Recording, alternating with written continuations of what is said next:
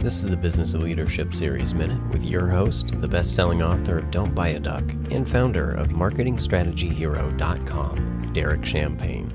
So you talked about getting all these jobs, and I mean, it seems like you were just on all cylinders. You had to be. You became the man overnight at 9 years old. And so this dysfunctional household that I grew up in and talked a little bit about, my brother started to have some mental illness and obsessive compulsive disorder and started breaking everything in the house to get attention and to control my mother. And that's what it was like growing up. And I escaped going to college and I escaped playing baseball. Baseball, in my mind, was kind of my first drug. It was kind of like an escape for me, and I fell in love with it, and it was a desire. That's all I could think about was playing professional baseball, and I was very fortunate. I went to college, played.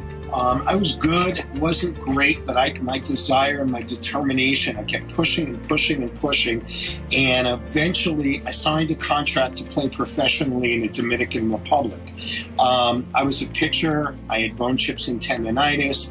So that was pretty much the end of my career. My velocity kind of dipped after the operation. So I lived a dream. I played with a lot of ex-major leaguers in the Dominican Republic, and finally realized or made a decision when I was 23, 24 that was as far as I was going to go. I wasn't going to make it to the major leagues. I had an opportunity to play professionally in Mexico and decided not to.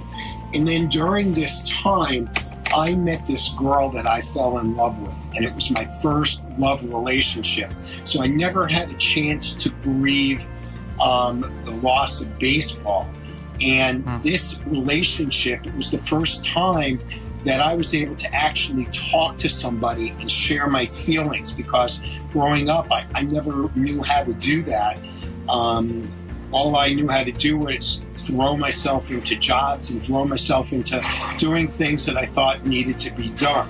And then at the point where this relationship ended, all of a sudden I was grieving the loss of baseball. I was grieving the loss of this relationship. And a friend of mine who happened to be a drug dealer was pushing cocaine on me. Why don't you try this? Why don't you try this? And at a weak moment, I decided to try the coke, and I snorted the line up. And this knot that I've had in my stomach from the time I was 9 when I lost my father, when I did that first line of coke, that knot disappeared instantaneously.